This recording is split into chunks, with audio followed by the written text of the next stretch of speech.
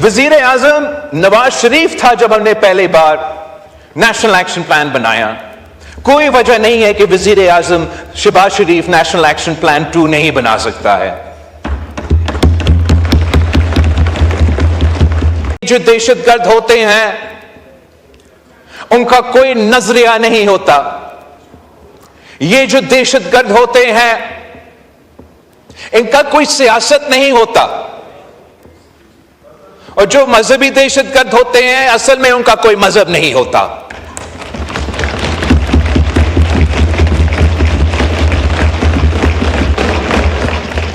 पाकिस्तान में जो दहशतगर्दी का एवोल्यूशन हुआ है उसमें पाकिस्तान पीपुल्स पार्टी का और एक एक्सटेंशन से मेरा अपना जात का एक ताल्लुक है। शोर बलोचिस्तान की अपना कॉन्टेक्स्ट है, पख्तूनख्वा का अपना कॉन्टेक्स्ट है, दूसरे सूबों का अपना कॉन्टेक्स्ट है। बट चाहे वो मजहबी दहशतगर्दी हो, चाहे वो इस किस्म की सो कॉल्ड सेपरेटिस्ट नेशनलिस्ट दहशतगर्दी हो या कोई और जो पॉलिटिकल वायलेंस का तरीकाकार हो, उसका पाकिस्तान पीपुल्स पार्टी ना सिर्फ मुखालफत करते आ रहे हैं मगर इस दहशतगर्दी की वजह से हमने बहुत नुकसान उठाया है, और ऑब्वियसली इस मुल्क ने बहुत नुकसान उठाया है। जनाब स्पीकर, एक जाती हैसियत से जब से मैं बच्चा था मैं ये दहशतगर्दी देखता आ रहा हूं। मैं वजीर आजम का बेटा था, 1 साल का होगा, 1 साल से थोड़ा ज्यादा। उन जमानों में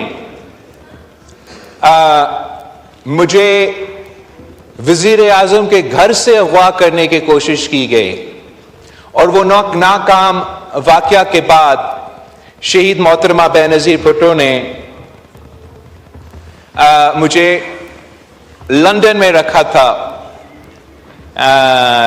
एक प्रोटेक्शन के लिए। शहीद मोहतरमा बेनज़ीर भुट्टो की अपनी जिंदगी में बहुत से असैसिनेशन के कोशिशें की गई। कोई मजहबी दहशतगर्द थे, कोई लिसानी दहशतगर्द थे, कोई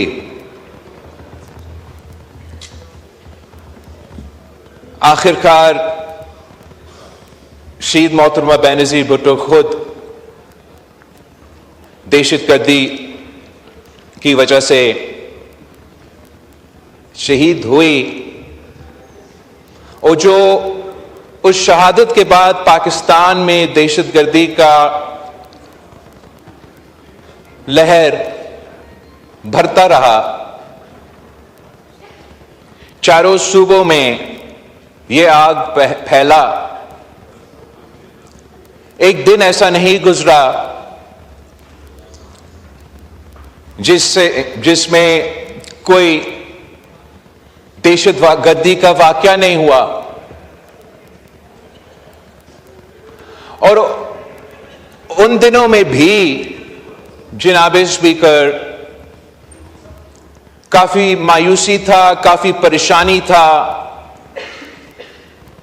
कि आखिर हम कब और कैसे ना सिर्फ इस दहशतगर्दी का मुकाबला कर सकेंगे मगर इनको शिकस्त दिलवा के पाकिस्तान को तरक्की का रास्ता पे लेके जा सकेंगे। मगर पाकिस्तानी कौम ने जो नामुमकिन था वो मुमकिन कर दिया। जो पूरी दुनिया का इत्तेहाद अफगानिस्तान में नहीं कर सका। पाकिस्तान के अवाम, पाकिस्तान की शहरी, पाकिस्तान के पुलिस, पाकिस्तान का अफवाज, पाकिस्तान के हर एक शहरी ने इस जंग में अपना हिस्सा डाल के पाकिस्तान को उन दहशतगर्दों से पाक कर दिया था।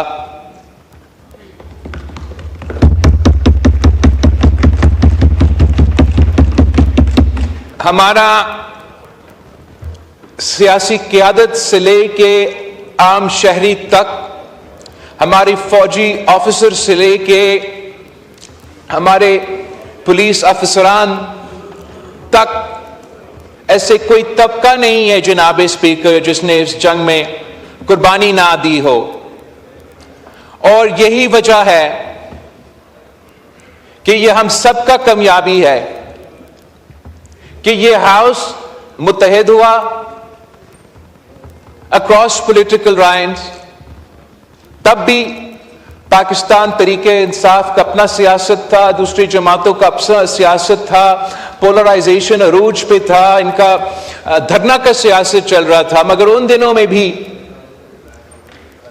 जब एक ऐसे सानिया, एक ऐसे वाकया हुआ जैसे APS का वाकया था, तो हमने अपना सियासत को एक तरफ रख के कौमी मफाद को तरजीह दी, नेशनल एक्शन प्लान को इंडोर्स किया, चारों सूबों में इनसे मुकाबला किया और पाकिस्तान से इस नेटवर्क को हम कहते थे और फख्र से कहते थे कि हमने दहशतगर्दों की बैकबोन तोड़ दी है। वो ना रिक्रूट कर सकते थे, ना पाकिस्तान में उन पे वो कैपेसिटी रहा था कि वो दहशतगर्दी के वाकया कर सकते थे। और अफसोस के साथ जनाब स्पीकर, वो जो तमाम कामयाबियां थे हमारे, अब हम खो बैठे हैं और वही दहशतगर्दी का आग फिर से जल रहा है। मगर जनाब स्पीकर, मैं समझता हूं कि इस वक्त हम माजी से ज्यादा खतरनाक दौर से गुजर रहे हैं। इस वक्त जनाब स्पीकर,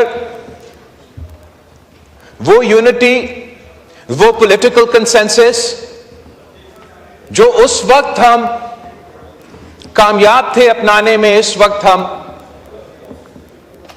वो कंसेंसस आपस में नहीं बना सके। हमारा अपनी कमजोरियां, वजह जो भी हो, उन कमजोरियां का फायदा ये दहशतगर्द उठा रहे हैं। हमारा लैक ऑफ यूनिटी का फायदा पाकिस्तान के दुश्मन, पाकिस्तान के अवाम के दुश्मन और बैन अल-अक़वामी ताकतों इसका फायदा उठा रहे हैं। पाकिस्तान के अवाम, पाकिस्तान के मजलूम अवाम को निशाने पे लेकर पख्तूनख्वा से लेकर बलोचिस्तान तक वो एक के बाद एक दहशतगर्दी के वाकये करते आ रहे हैं। और हर दहशतगर्दी का वाकया जनाब स्पीकर पिछले दहशतगर्दी का वाकया से ज्यादा ऑब्नॉक्शियस है, ज्यादा खतरनाक है और ज्यादा नुकसान होता है। और जनाब स्पीकर, जो पिछले 1-2 दिन जो वाकया चल रहा था, इसमें हम सब जानते हैं कि ये जो दहशतगर्द होते हैं उनका कोई नजरिया नहीं होता। ये जो दहशतगर्द होते हैं इनका कोई सियासत नहीं होता। और जो मजहबी दहशतगर्द होते हैं असल में उनका कोई मजहब नहीं होता।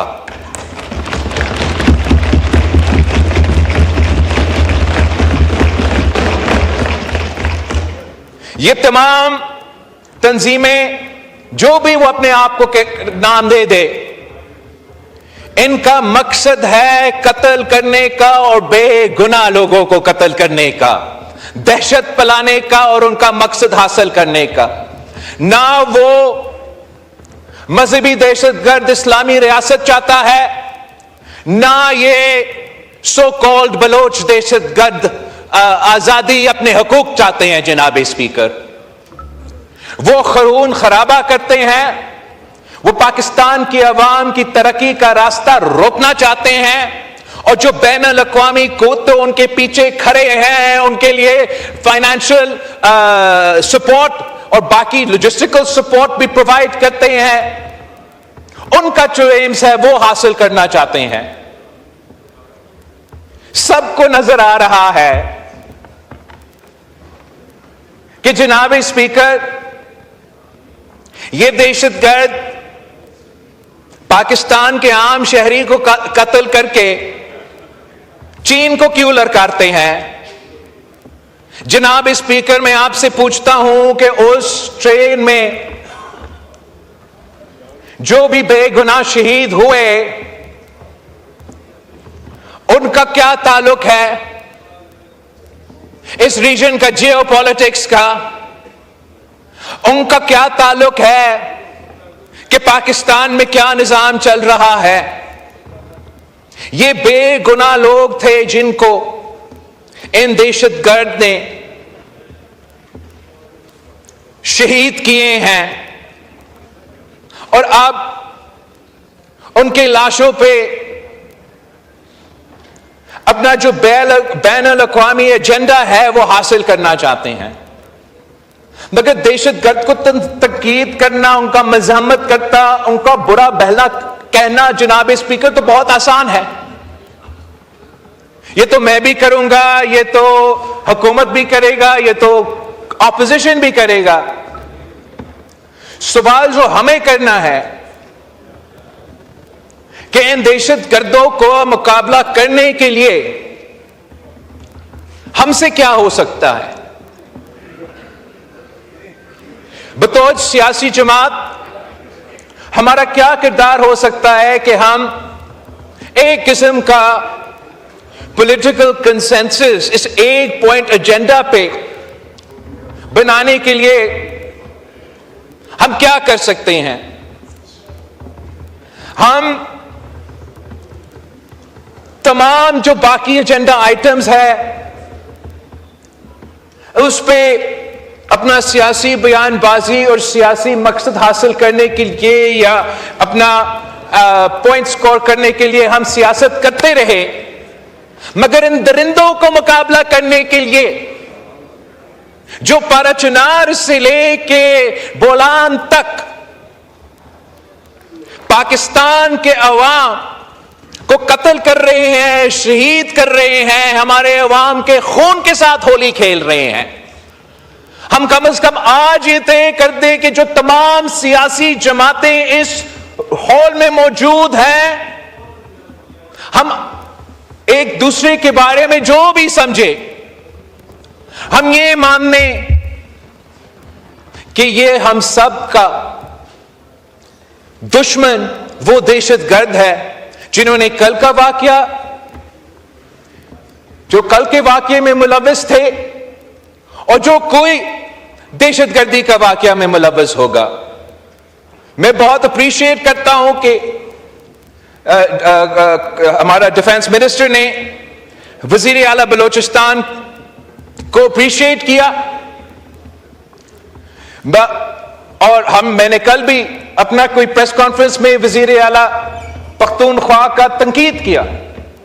हुकूमत का भी तंकीद होता है, लेकिन इस मसला पे चाहे वो चीफ मिनिस्टर बलोचिस्तान हो या चीफ मिनिस्टर पख्तूनख्वा हो, अगर वो हमसे कोई मदद चाहते हैं कि जो सूबाई जिम्मेदारियां हैं लॉ एंड ऑर्डर का मुकाबला करने के लिए, हम कैसे इनको मदद कर सकते हैं, तो ऑब्वियसली चाहे वो हुकूमत हो या हुकूमत के इत्तेहादी हो, अनकंडीशनल सपोर्ट ऑफर करना चाहिए।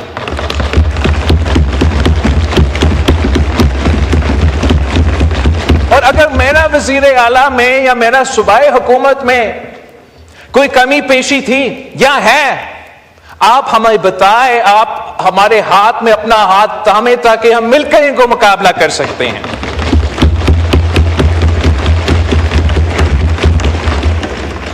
वजीर आजम नवाज शरीफ था जब हमने पहली बार नेशनल एक्शन प्लान बनाया। कोई वजह नहीं है कि वजीर आजम शहबाज शरीफ नेशनल एक्शन प्लान 2 नहीं बना सकता है।